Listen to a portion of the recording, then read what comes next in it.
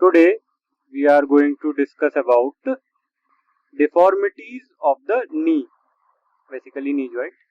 So first we will discuss about knock knees और जीनू बेलगम. अगर हम लोग इस डायग्राम से समझे तो क्या है कि at knee joint approximated towards the midline and ankles away from the midline, divergent. So condition where knees are abnormally approximated, ठीक है, and ankles abnormally divergent. Divergent मतलब away from midline. अगर हम ऐसे एक midline ड्रॉ करें ये, तो इससे divergent मतलब away और approximated मतलब towards the midline. अब हम बात करेंगे causes of जीनू बेलगम और नॉक नीज. पहले तो इडियोपैथिक, ठीक है. देन पोस्ट ट्रॉमेटिक, कोई ट्रॉमा, तो ट्रॉमा में क्या हो सकता है? Fracture, fracture of lateral femoral या फिर टिबियल कॉन्डाइल. लेटरल टिबियल या फिमोरल कॉन्डाइल के फ्रैक्चर से ऐसा हो सकता है. Damage to lateral side of lower femoral या अपर टिबियल एपिफाइसिस या एपिफाइजियल प्लेट. एपिफाइसिस या एपिफाइजियल प्लेट को डैमेज, कहाँ की? लोअर फिमोरल या फिर अपर टिबियल.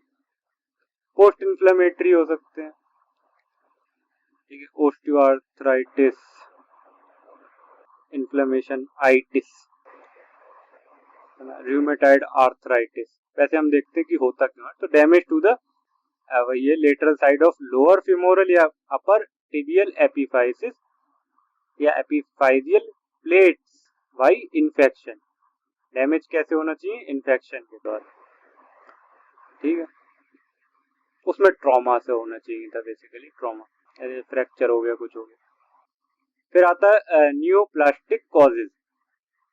इसमें क्या है? Tumour causing growth disparity at epiphyseal plate. कौन सा ट्यूमर है? एग्जाम्पल कॉन्ड्रोब्लास्टोमा, ठीक है.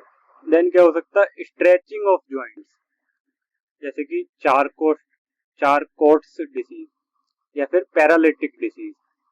एंड कार्टिलेज थिनिंग भी एक कॉज हो सकता है.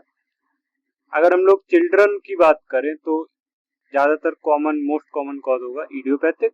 उसके बाद रिकेट्स सेकेंडरी टू रिकेट्स होता है, तो रिकेट्स भी इसमें एक है. अब हम लोग बात करते हैं रूमेटॉइड आर्थराइटिस की, ओस्टियोआर्थराइटिस की. ओस्टियोआर्थराइटिस में तो इन्फेक्शन होता, तो ये तो हमारा जो है पोस्ट इन्फ्लेमेटरी कॉजेज में भी आएगा, ठीक है. अब इसमें क्या है कि most common cause of Jinu Belgaum यानी नॉक नी एडल्ट्स में क्या है? रूमेटॉइड आर्थराइटिस, उसके बाद ओस्टियोआर्थराइटिस. क्लिनिकल फीचर्स की बात करते हैं तो फिजियोलॉजिकल जीनू बेलगम ज्यादातर 2 से 3 साल की एज पे दिखता है, लेकिन खुद ही ऑटोमेटिकली करेक्ट हो जाता है 6 की एज तक, 6 साल के होते होते. ज्यादातर एसोसिएशन होता है फ्लैट फीट के साथ. अब हम लोग बात करते हैं डिग्री ऑफ डिफॉर्मिटी, भाई कितना डिफॉर्म्ड है. उसे हम एस्टिमेट करते हैं इंटरमेल्यूलर डिस्टेंस को मेजर करके. तो जब हम लोग मान लो सपोज एक छोटा बच्चा है, चिल्ड्रंस में ज्यादातर, तो उसको सुपाइन पोजीशन में लिटाल कर उसके नीज जो होंगे वो तो कांटेक्ट में होंगे, नॉक नीज है. तो उसके बाद हम लोग इंटरमेल्यूलर डिस्टेंस को मेजर करते हैं. अब ये तो हम लोग को पता ही है कि genu valgum is secondary to disease, जिसमें रिकेट्स ज्यादातर चिल्ड्रन में ही होता है. So thank you.